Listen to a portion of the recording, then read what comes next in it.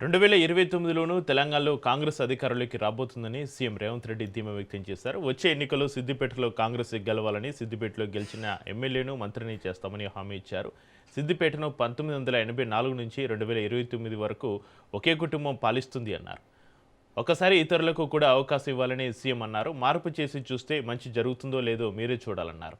రాజకీయాల కోసం, ప్రజల మేలు కోసం మాట్లాడాలి, కానీ ఏమీ జరగవద్దు, వీళ్ళను ఏమీ చేయనివద్దు అంటే అది ప్రజల పట్ల ప్రభుత్వం వివరించినట్లే అన్నారు. ప్రతిపక్షం బాధ్యత ఇది కాదన్నారు. అభివృద్ధి జరగకుండా అడ్డం పడుకుంటామంటే ఊరుకుంటామా?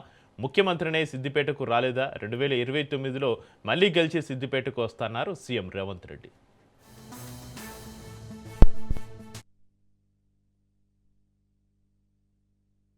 ఎన్నికలు వచ్చినప్పుడు ఎట్లా గెలవాలనో చూద్దాం. ఎన్నికలు అయిపోయిన తర్వాత అభివృద్ధి కోసమే అంకితం అవుదాం. అభివృద్ధికి సంబంధించిన కార్యక్రమాలను కలిసి కట్టుగా సాధించుకుందాం. మోడీ గారు వస్తే నేను వెళ్తా, నేను వస్తే రఘునందన్ రావు గారు వస్తారు. ఇది ఒక మంచి రాజకీయ సాంప్రదాయం. ఈ సాంప్రదాయాన్ని కొనసాగించాలి. ఇవాళ ఈ ప్రాంతంలో ఉన్న ఎమ్మెల్యేలు వచ్చినా మాకు ఎలాంటి అభ్యంతరం లేదు.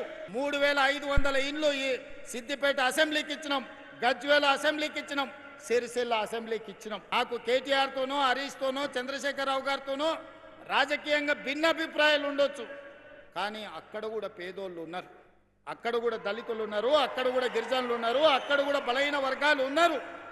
వీళ్ళని దృష్టిలో పెట్టుకుంటే వాళ్ళకి అన్యాయం జరుగుద్ది. అందుకే ఇవాళ సిరిసిల్ల, సిద్దిపేట, గజ్వేలు కూడా ప్రతి నియోజకవర్గానికి 3500 ప్రకారం 10,500 ఇండ్లు ఈ 3 అసెంబ్లీ నియోజకవర్గాలలో ఇచ్చి మా నిజాయితీ చూపించుకున్నాం. ఎన్నికలు పోటీ పడదాం. ఎవరేందో ప్రజలు తీర్పిస్తారు. నువ్వు చెప్పేది నువ్వు చెప్తావు, నేను చెప్పేది నేను చెప్తా, చివరికి ప్రజలు తీర్పిస్తారు.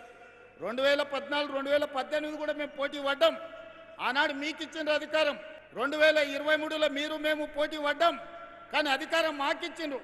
2029లో మళ్ళీ మాకే ఇస్తారు. కాకపోతే ఆ సిద్దిపేట నుంచి ఎమ్మెల్యేని గెలిపించండి.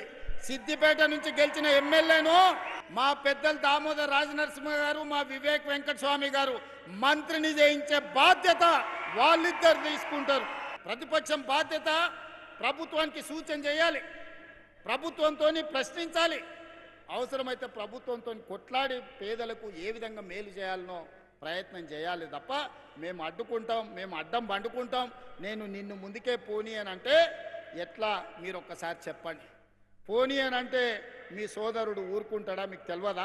అడ్డం పండుకుంటే ఆగుతామా? 20 నాడు అడ్డం పండుకున్నారు కదా, అడ్డం పండుకుంటే దాటుకొని రాలేదా? ఇవాళ ముఖ్యమంత్రి అయి సిద్దిపేటకు రాలేదా? ఇవాళ కూడా నేను చెప్తున్నా, మళ్ళా 29లో వస్తాం, సిద్దిపేటలో సమావేశం పెడతాం. సిద్దిపేట నుంచి గెలిచినోని మంత్రిని చేసి ఈ ప్రాంత అభివృద్ధికి అవసరమైన నిధులు ఇస్తాం. ఆ నిధులలో మా వాట మేం తెచ్చుకుంటాం. మోడీ గారిని అడిగేది ఉంటే మోడీ గారిని అడుగుతాం. అదృష్టం బాగుండి రఘునందన్ రావు గారు పెద్ద పొజిషన్లు ఉంటే ఆయన సహకారం కూడా తీసుకుంటాం. కష్టపడి వచ్చిన వ్యవసాయం అంటే తెలుసు. ఏ చెట్టుకి ఏ పురుగు పడుతుంది, ఏ పురుగు పడితే ఏ మందు కొట్టాలనో తెలిసినోని. తెలియకుండానే ఇంత దూరం వచ్చినా. ఏ చెట్టుకి ఏ పురుగు పట్టినా పురుగును వదిలిచ్చే తెలివితేటలు మీరిచ్చిండ్రు, దేవుడు ఆశీర్వదించిండ్రు. ఏ దానికి కూడా ఎవరు వెనక ముందు ఆలోచన చెయ్యకండి. ఈ ప్రాంతాన్ని అభివృద్ధి చేసుకుందాం. మా అధికారులకు సూచన చేస్తున్నా, సిద్దిపేటను ఏ మాత్రం వివక్ష వహించకండి, చూడకండి. సిద్దిపేట ప్రాంతానికి అభివృద్ధి నిధులు ఇవ్వండి. మిగతా నియోజకవర్గాలను ఏ విధంగా చూసుకుంటున్నామో సిద్దిపేట పట్ల ఎలాంటి వివక్ష చూపించాల్సిన అవసరం లేదు. ఇది తెలంగాణలో ఉన్న శాసనసభ నియోజకవర్గం. 119 శాసనసభ నియోజకవర్గాలను సమాన దృష్టితో చూస్తాం. మాలాకటి వెనకబడ్డోళ్ళము, ఆకలైనోళ్ళము, ఒంటిపూట తిన్నోళ్ళము, ఓ బుక్క ఎక్కువ తింటే మీరు కూడా అయ్యే ఇన్ని రోజులు ఉపాసం పండి ఇప్పుడు ఓ బుక్క తింటుండని మీరు కూడా జర్ర చూసి చూడనట్టు ఉండరు. ఎందుకంటే మేము జొన్న రొట్టెలు, కందిపప్పు తిని బతికినోళ్ళం.